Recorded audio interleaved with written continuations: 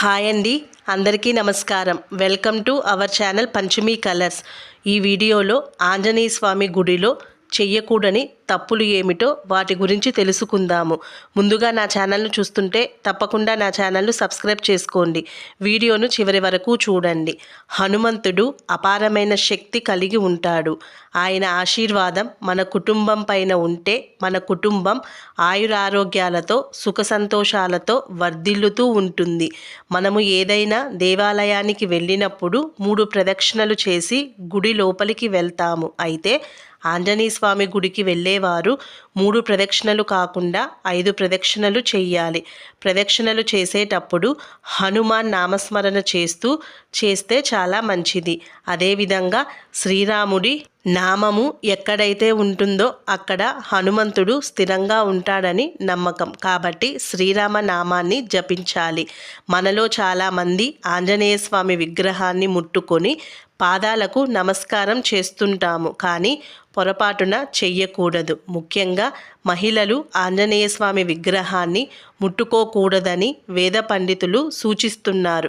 ఆంజనేయ స్వామి బ్రహ్మచర్యుడు కాబట్టి పెళ్ళైన స్త్రీలు విగ్రహాన్ని ముట్టుకోకూడదు. మీ మనస్సులో ఉన్న కోరిక త్వరగా నెరవేరాలంటే స్వామివారికి 108 ప్రదక్షిణలు చెయ్యండి. హనుమంతుడు, ఆంజనేయుడు, బజరంగబలి, వాయుపుత్రుడు వంటి వివిధ రకాల పేర్లతో పిలిచే ఆంజనేయ స్వామిని దర్శించటం వల్ల ఎంతో పుణ్యం వస్తుంది.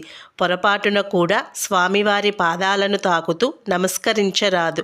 ఎందుకంటే ఆంజనేయ స్వామి భూత, ప్రేత, పిశాచాలను తన పాదాల కింద అణిచివేశారు కనుక ఎటువంటి పరిస్థితుల్లో కూడా పాదాలను నమస్కరించరాదు అని పండితులు సూచిస్తున్నారు. అదేవిధంగా స్వామివారి పూజకు కావలసిన వస్తువులను పూజారి చేతుల మీదుగా అందించాలి, కానీ స్వామివారిని భక్తులు తాకరాదు. అదేవిధంగా ఆంజనేయ స్వామి ఆలయం చుట్టూ ప్రదక్షిణలు చేస్తున్న సమయంలో భక్తులు శ్రీ హనుమాన్, జై హనుమాన్, శ్రీరామ అనే మంత్రాన్ని మనసులో అనుకుంటూ ప్రదక్షిణలు చేయటం వల్ల మనసులోని కోరికలు తీరడంతో పాటు పుణ్యం కూడా లభిస్తుంది.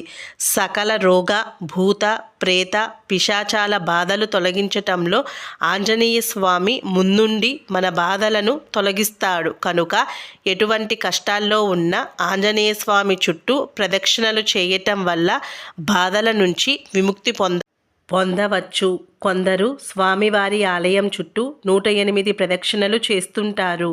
అయితే 108 ప్రదక్షిణలు చేయటం కుదరని వాళ్ళు 54, 27, 11 ప్రదక్షిణలు చేసినా మంచిదే.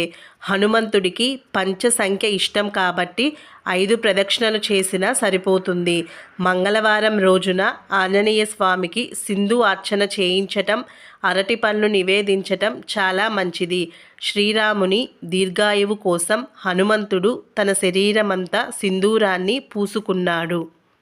అందుకే భక్తులందరూ హనుమంతుడిని కేసరి సింధూరంతో పూజిస్తారు. అదేవిధంగా ఎక్కడైతే ఆంజనేయుడు కొలువై ఉంటాడో అక్కడ శ్రీరామచంద్రులు కూడా ఉంటారని అందరి నమ్మకం. ఈ వీడియో గనక మీకు నచ్చితే తప్పకుండా వీడియోని లైక్ చేయండి, షేర్ చేయండి. తప్పకుండా నా ఛానల్ను సబ్స్క్రైబ్ చేసుకోండి. జై హనుమాన్ అని తప్పక కామెంట్ చేయండి. ధన్యవాదాలు.